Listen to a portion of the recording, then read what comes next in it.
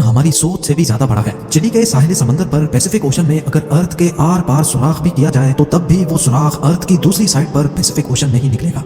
Welcome to M for Musa TV. Please like share and subscribe. Thank you. दुनिया में total 5 oceans पाए जाते हैं। इन 5 ओशंस में से सबसे बड़ा ओशन पैसिफिक ओशन कहलाया जाता है और ये टोटल 165 मिलियन स्क्वायर किलोमीटर के एरिया पर फैला हुआ है। आपको ये बात जानकर हैरत होगी कि हमारी दुनिया का टोटल लैंड यानी टोटल खुश्क हिस्सा ही 148 मिलियन स्क्वायर किलोमीटर पर फैला हुआ है, जिसका मतलब ये हुआ कि बाकी 4 ओशंस हटाकर सिर्फ अगर पैसिफिक ओशन की बात की जाए तो वो अकेला ही हमारी पूरी दुनिया के तमाम पहाड़ों, रेगिस्तान, जंगलात और आइलैंड से भी काफी ज्यादा बड़ा है। इस पूरे ओशन में सिर्फ चंद आइलैंड्स हैं और वो भी इतने छोटे हैं कि वो इस आलीशान समंदर के मुकाबले में सिर्फ एक डॉट के बराबर दिखते हैं। और सोने पे सुहागा ये वो आइलैंड्स हैं जिनमें से ज्यादातर पर किसी इंसान ने आज तक कदम नहीं रखा। यानी कुल मिलाकर बात की जाए तो अगर कोई शख्स इस पैसिफिक ओशन में गुम हो जाए तो उसको ढूंढने का चांस लगभग ना होने के बराबर है। लेकिन आज आप एक ऐसे इंसान की रियल स्टोरी जानेंगे जो अपनी छोटी सी बोट पर इस पैसिफिक ओशन में गुम गया था, और वो भी सिर्फ 10 या 15 दिनों तक नहीं बल्कि पूरे 438 डेज तक। जी हाँ, इस शख्स ने एक्सीडेंटली एक ऐसा वर्ल्ड रिकॉर्ड बना लिया था जिसको शायद कोई चाहते हुए भी तोड़ना पसंद नहीं करेगा। समंदर में अकेले सबसे ज्यादा वक्त गुजारने का ये वर्ल्ड रिकॉर्ड जोस सैल्वाडोर एल्वरिंगा नामी एक शख्स ने बनाया था, जिसने समंदर में पूरे 438 दिन गुजारे और वो भी सिर्फ 7 फुट की छोटी सी बोट पर। लेकिन सवाल ये है कि आखिर 14 महीनों तक खौफनाक समंदर में ये अकेला जिंदा कैसे रहा। लेकिन इससे पहले हम ये जानेंगे कि ये समंदर में गया क्यों था।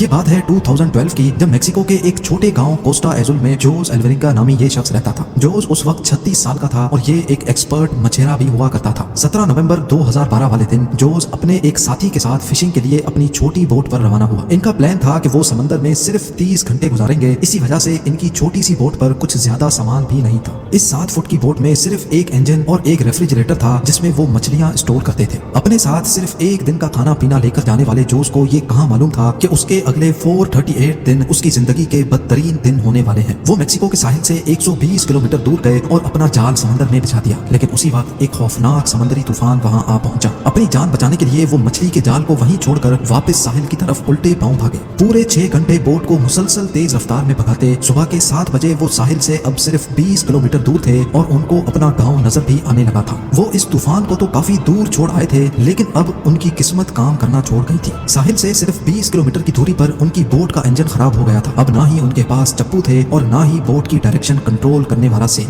लेकिन उनके पास एक रेडियो था जिसके जरिए उन्होंने अपनी लोकेशन अपने बॉस को भेजी और उनके जवाब का वेट करने लगे। लेकिन उसके बाद जो हुआ वो हर मछेरे का घिनौना ख्वाब होता है। जी हाँ, अपने बॉस के जवाब का वेट करते करते उनके रेडियो की बैटरी भी जवाब दे गई और अब इन दोनों मछेरों का बाहर की दुनिया से कांटेक्ट खत्म हो चुका था। जोस एल्वरिंगा और उसका साथी अभी इसी शौक में थे कि अचानक वो हुआ जिसका बिल्कुल भी अंदाजा नहीं था। तेज हवाओं ने उनको वापस समंदर की तरफ धकेलना शुरू कर दिया था और जो साहिल उनको नजर आ रहा था वो आहिस्ता आहिस्ता उनसे दूर होता चला गया। उनके बॉस ने एक सर्च पार्टी भी बनाई और उनको पैसिफिक ओशन में भी ढूंढा, लेकिन अब बहुत देर हो चुकी थी क्योंकि जैसे जैसे दिन गुजरते जा रहे थे जोस और उसके साथी का बचना काफी मुश्किल समझा जा रहा था। इस हादसे को अभी 5 दिन गुजर चुके थे और हवाओं ने जोस की बोट को साहिल से 450 किलोमीटर दूर धकेल दिया था। वो समंदर के ऐसे हिस्से में पहुंच चुके थे जहां हर डायरेक्शन में सिर्फ पानी ही पानी नजर आ रहा था। उनको मालूम था कि उनकी बोट इतनी छोटी है कि उसको दूर से भी स्पॉट नहीं किया जा सकता। ना ही उनके पास कोई फ्लेयर गन थी और ना ही वो आग लगाकर धुएं से सिग्नल दे सकते थे। यानी जोस एल्वरिंगा और उसके साथी को अच्छी तरह इल्म हो चुका था कि उनके बचने का चांस अब 1% से भी कम है। जो खाना पीना वो साथ लाए थे वो पहले ही खत्म हो चुका था, इसीलिए अब पेट भरने के लिए उन्होंने अपने हाथों से ही उन परिंदों को पकड़ना शुरू कर दिया जो उनकी बोट पर आकर बैठते थे, या फिर बोट के आसपास मौजूद मछलियों को पकड़कर कच्चा खाने लगे। समंदर का खारा पानी पीने से इंसान की मौत हो सकती है, इसी वजह से उन्होंने बारिश का पानी समंदर में तैरने वाली प्लास्टिक बोतल्स में जमा करके पीना शुरू किया। लेकिन जब बारिश कई दिनों तक नहीं पड़ती थी तब वो अपनी प्यास बुझाने के लिए मछलियों और टर्टल्स का खून पीते थे, और वो भी तब जब वो उनको पकड़ने में कामयाब होते थे।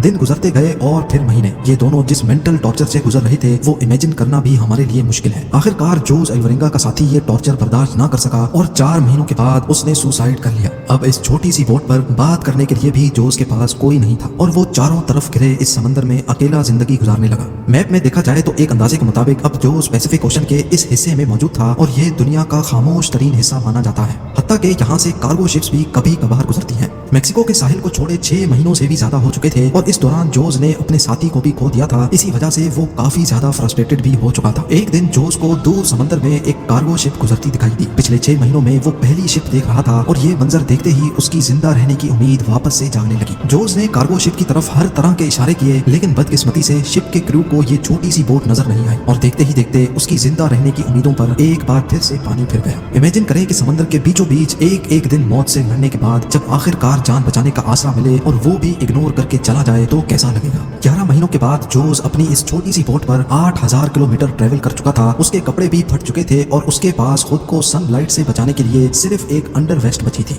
आखिरकार वो घड़ी आ ही गई जब किस्मत जोस पर मेहरबान हो गई। 30 जनवरी 2014 को यानी पूरे 14 महीनों के बाद जोस ने आसपास पानी में नारियल तैरते देखे। वो समझ गया था कि कोई आइलैंड करीब आ चुका है जहां लगे नारियल दरख्तों से टूटकर पानी में तैर रहे हैं। थोड़ी देर बाद उसको वाकई एक आइलैंड नजर आने लगा। उसको डर था कि ये आइलैंड भी कहीं इससे मिस ना हो जाए, इसी वजह से वो पानी में कूद गया और स्विम करके आइलैंड पर पहुंच गया। पिछले 14 महीनों में जोस ने पहली बार किसी जमीन पर कदम रखा था और जब वो आइलैंड पर पहुंचा तो उसको एक छोटा बीच हाउस दिखाई दिया जिसमें वहां का लोकल मौजूद था। पिछले 438 डेज में जोस का पहली बार किसी और इंसान से कांटेक्ट हुआ था। ये आइलैंड मार्शल आइलैंड्स का एक रिमोट आइलैंड था जिसको इबॉन एटोल कहा जाता है और ये आइलैंड जोस के स्टार्टिंग पॉइंट से 11000 किलोमीटर दूर है। ये भी जोस की किस्मत थी कि वो समंदर में एक छोटे डॉट जितने आइलैंड के करीब पहुंच गया था, वरना अगर जोस से ये आइलैंड भी मिस हो जाता तो अगला स्टॉप इसका फिलीपींस में होता जो इस आइलैंड से भी 5000 किलोमीटर मजीद दूर है। वहां से जोस को वापस अपने घर भेजा गया जहां पहुंचते ही एक और मुसीबत ने उसको घेर लिया। जी हाँ, वापस पहुंचने पर जोस ने 438 डेज के नाम से एक बुक पब्लिश की, लेकिन जोस पर अपने साथी को मारने का इल्जाम लगाकर उस पर केस कर दिया।